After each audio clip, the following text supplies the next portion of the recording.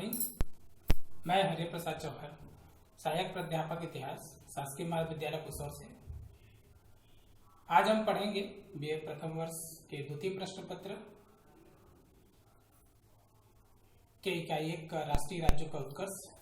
पिछली कक्षा में हमने पढ़ा था राष्ट्रीय राज्यों का उत्कर्ष, जिसमें प्रमुख रूप से स्पेन के राष्ट्रीय राज्यों के उत्कर्ष को पढ़ा था।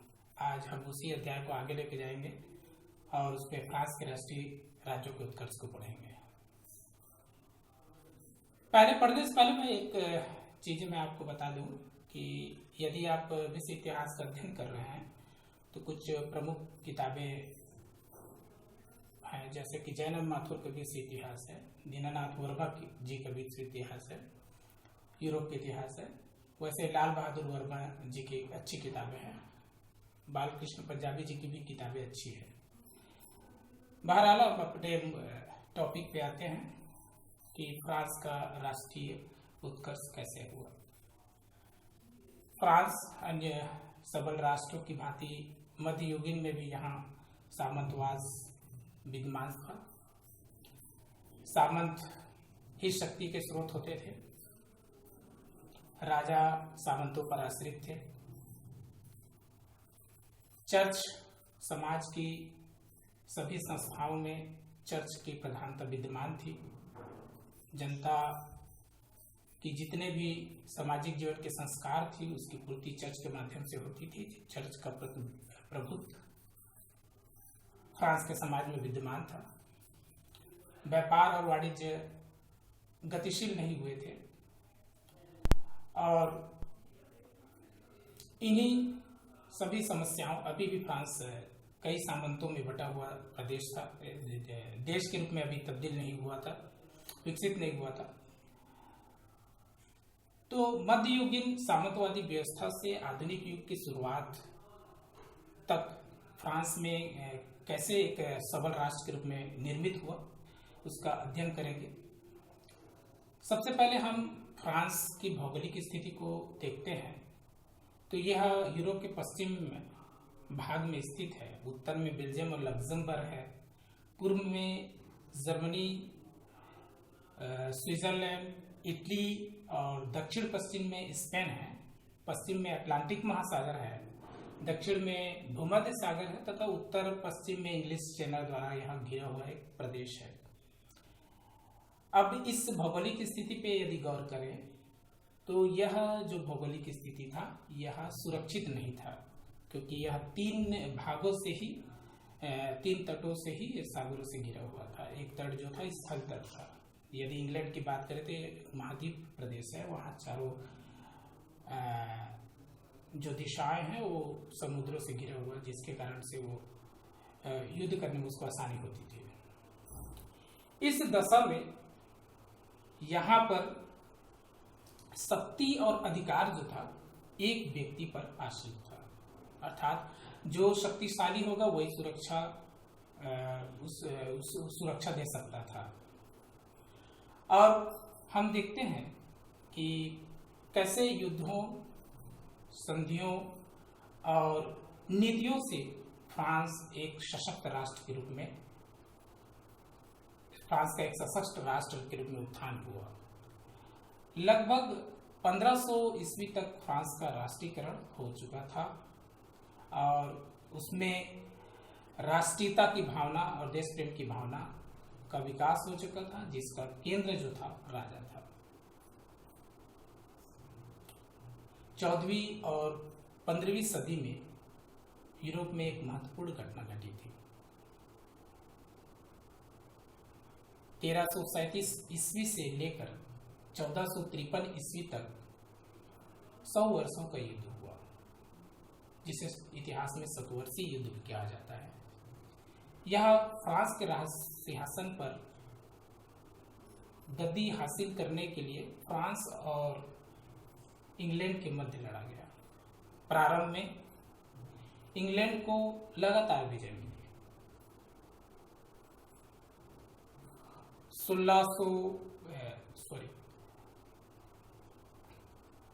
1415 की अगिनकोर्ट की विजय से ऐसा लग रहा था मानो फ्रांस युद्ध हार ही गया है। फ्रांस के जितने भी जो सरदार हुआ करते थे, अब इंग्लैंड के राजा को ही अपना राजा मानने लगे थे। फ्रांस का 2/3 भूभाग इंग्लैंड के कब्जे में था। फ्रांस की मूलतः शक्ति का केंद्र जो था, जहां राजा निवास करता था, ऑरलियंस नगर था, उसको 2 साल से इंग्लैंड की सेना घेर के रखी हुई थी। फ्रांस का जो सिंहासन का दावेदार था, शार्ल सप्तम, वो अयोग्य एवं प्रमादी व्यक्ति था। उसे युद्ध जीतने की कोई आशा नहीं दिख रही थी।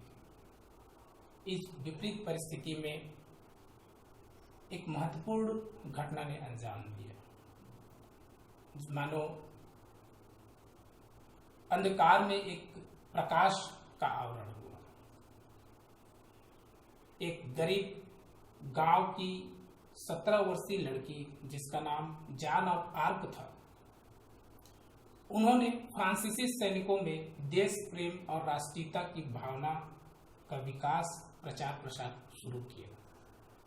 उनमें उत्साह और जोश भरने का काम किया। उन्होंने शार्ल सप्तम के पास गया और सैनिकों का नेतृत्व करने का आग्रह किया।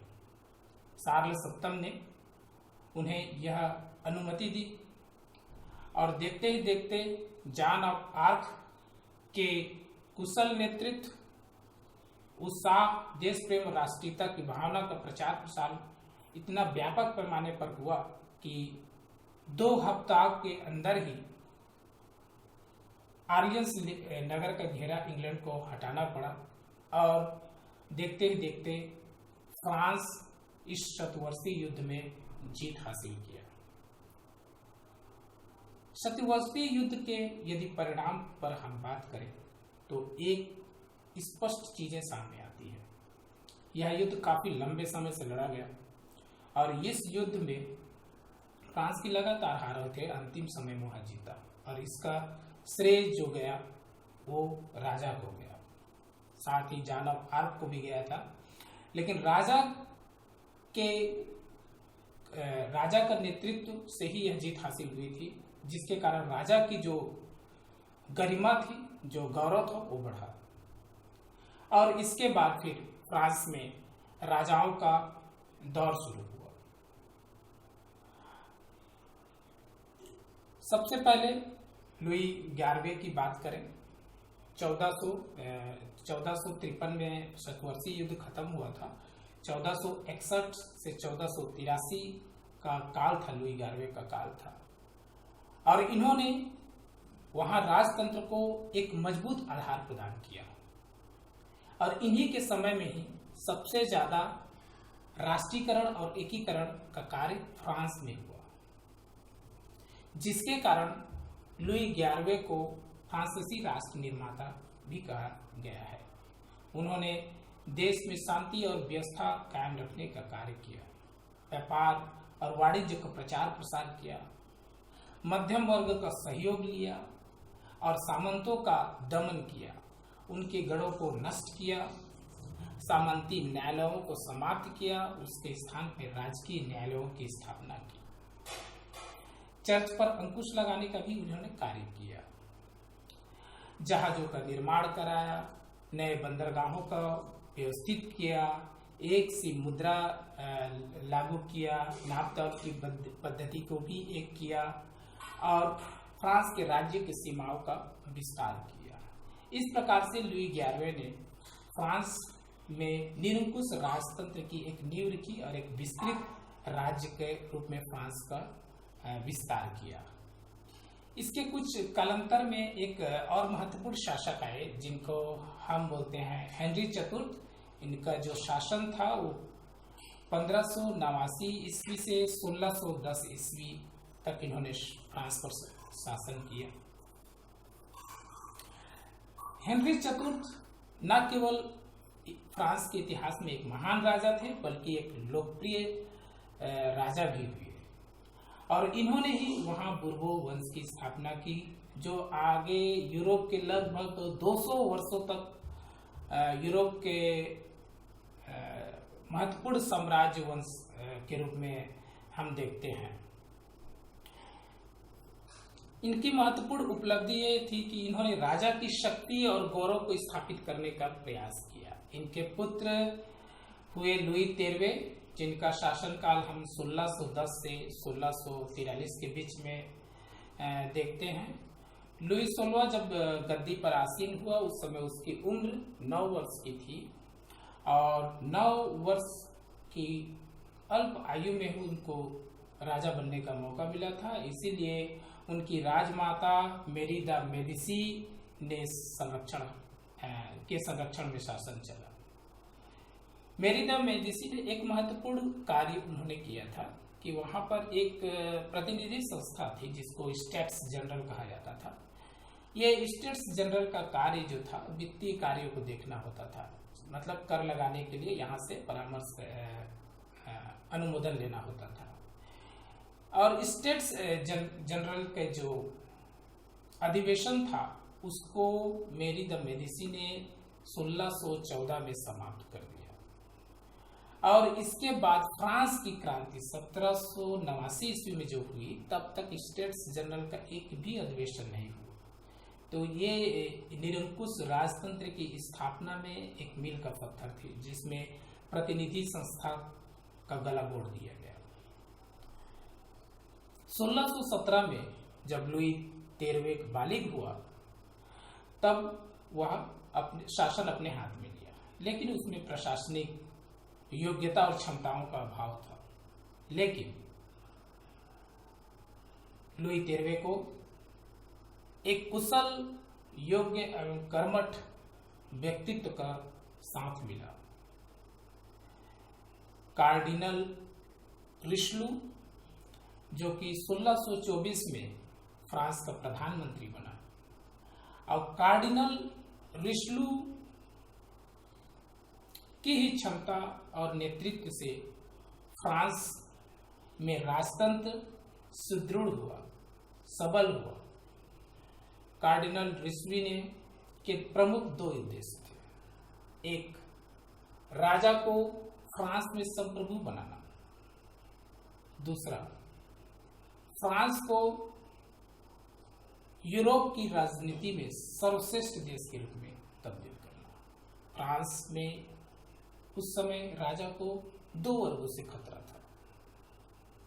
एक वर्ग जो सामंती वर्ग था, वो हर समय सरकार के विरुद्ध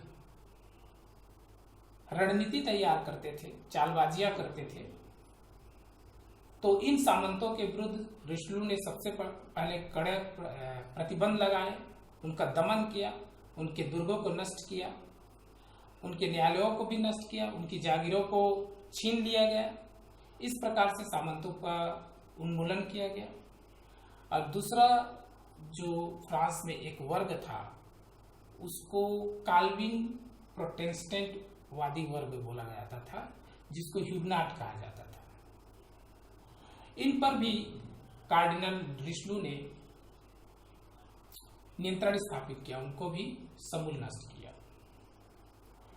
इसके बाद उनकी जो महत्वपूर्ण यदि कार्य हैं, जो यूरोपीय राजनीति में देखते हैं कि उन्होंने फ्रांस को कैसे यूरोपीय पटल पर कैसे स्थापित किया एक सबल राष्ट्र के रूप में। चूंकि मैं पहले बताया हूं कि इनका जो पीरियड था लुई 13वें का 1610 से 1643 ईस्वी का टाइम था। उसी समय यूरोप में एक महत्वपूर्ण घटना घट रही थी।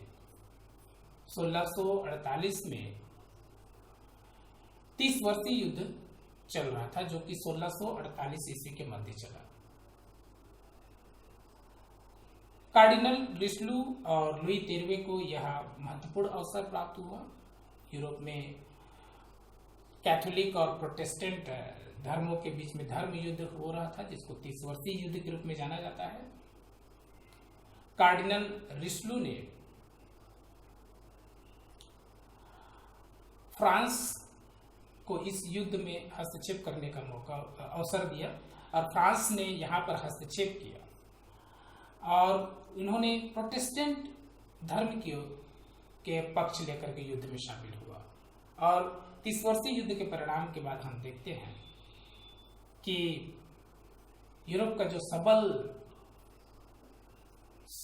वंश होता था, यूरोप में जो सबल शक्तिशाली वंश था, जिसको ऑस्ट्रिया हंगरी का वंश था, हैब्सबर्ग वंश कहा जाता था, उस हैब्सबर्ग वंश का पतन हुआ इस युद्ध में, इसके परिणाम स्वरूप 30 वर्षीय युद्ध के परिणाम स्वरूप, और बुर्बो वंश की स्थिति जो है इस सबल हुई।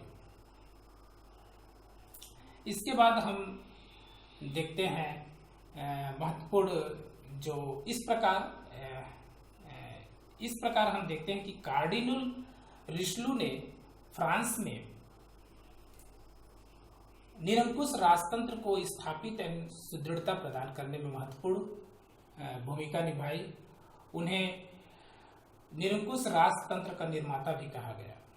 इसके बाद लुई 14वां का पीरियड आया। लुई 14वें जो